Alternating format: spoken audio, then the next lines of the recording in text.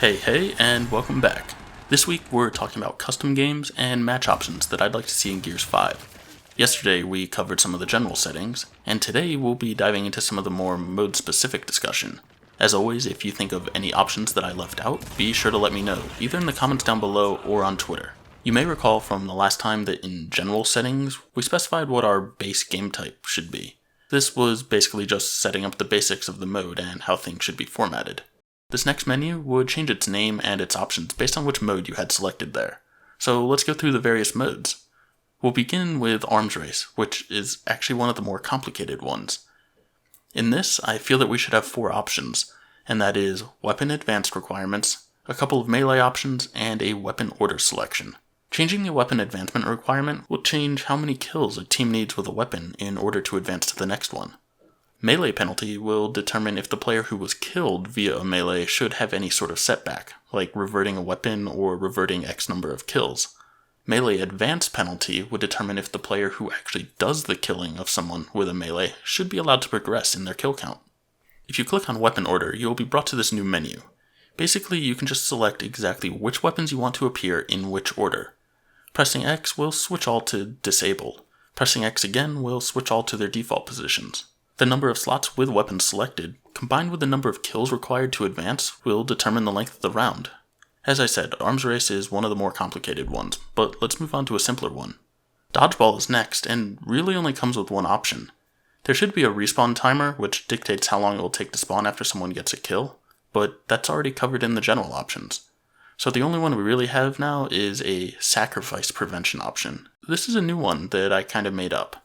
You can set a timer for it, and it won't allow a teammate to queue for respawn after a kill unless you survive X amount of time. This would basically prevent a teammate from sacrificing themselves in battle, maybe doing a trade or update or something, in order to bring in a better teammate by sacrificing themselves.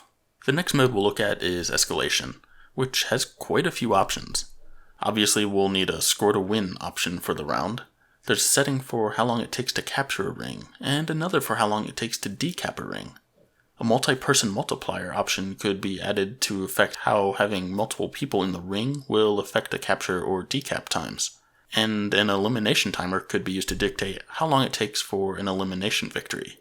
Next, we have some options for lives and spawns. We'll need to set the number of initial lives, the max lives possible, and if we even want to track lives. Some may want to go back to the Escalation 1.0 style. We're also going to want respawn escalation in there, which just dictates how respawn timer changes as the rounds progress. The last option I could see adding is weapon selection, which would give the options of Escalation 1.0, Escalation 2.0, or off, where off actually means no weapons will spawn on the map for any round. Moving down the list to the next game type, we get to a combination of Execution and Warzone, which I think could just be combined into a single item for the purpose of this list. All of the differentiating settings between the modes are covered in the other menus. There's no real need to split these out here. The only option that I see being needed for this is Man Up rule, with it either being enabled or disabled. We move now to Free-for-All.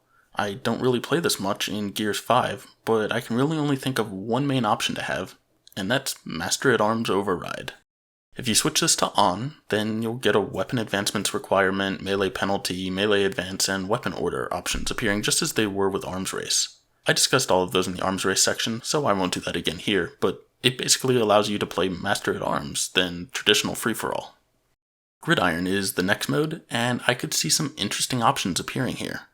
First, we're going to need a capture time thing to dictate how long it takes for a touchdown. A common request has been for this to be a respawn mode, so a respawn count option could be added. I think an infinite option here would be nice to have as well.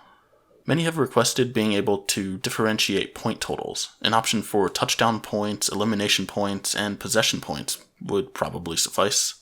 Next are a set of options that may seem odd, but I could see being used in a very interesting way.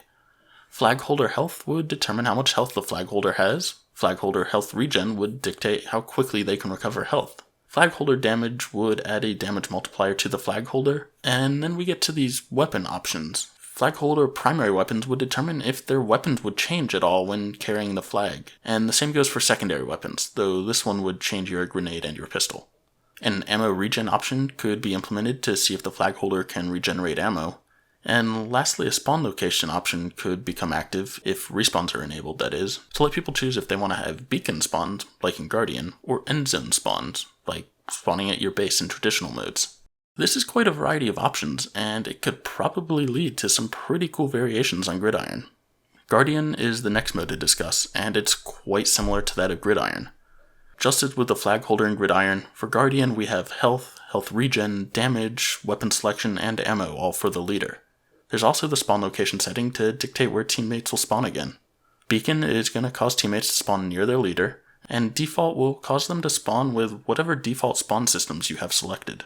We're also going to add a leader DBNO option, leader visibility, leader vision, and leader map rules. Leader visibility will determine if the enemy leader's position is always known. The leader vision option will determine if the leader can see all opponents through Tac-Com or just see the enemy leader. And the leader map rules will determine who the leader can see on their map. This gives you a ton of options on how you can nerf or buff the leader in the match, as well as gives you the ability to have leader vision and enemy visibility the same as Gears 2, Gears 3, Gears 4, or Gears 5. Again, there are quite a few options here, and it could lead to some really cool modes. Now on to King of the Hill. As always for this type of game, we're going to have to set the round score to something. An overtime timer will dictate when the hill will start to drain quicker. Cap and break times can be instant or given a specific timing. On that same note, you can dictate if having multiple people in the hill will help it cap or break more quickly.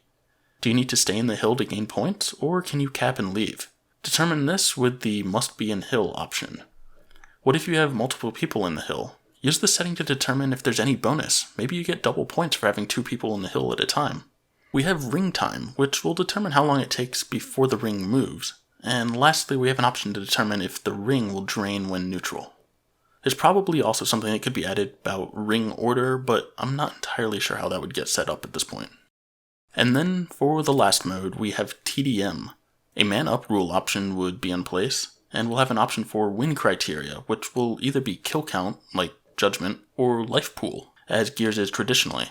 Depending on that selection, the option will either have you determine how many lives each team has, or how many kills it takes to win. You'll notice that I didn't mention 2v2 or arcade. 2v2 isn't there because, well, it's simply any other mode, but with less people. It doesn't really have its own rule set. Arcade is kind of a different story, and we're going to hit on that one tomorrow.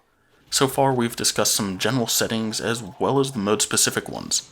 Tomorrow we're going to be hitting on weapons and damage, as well as movement and health. These are some pretty big topics that Gears has yet to explore, and I think there's some real potential here. As always, if you think we missed anything, hop down below and leave your comment, or hit us up on Twitter. Subscribe to make sure you don't miss our future content, and I'll see you all tomorrow. Thanks for watching.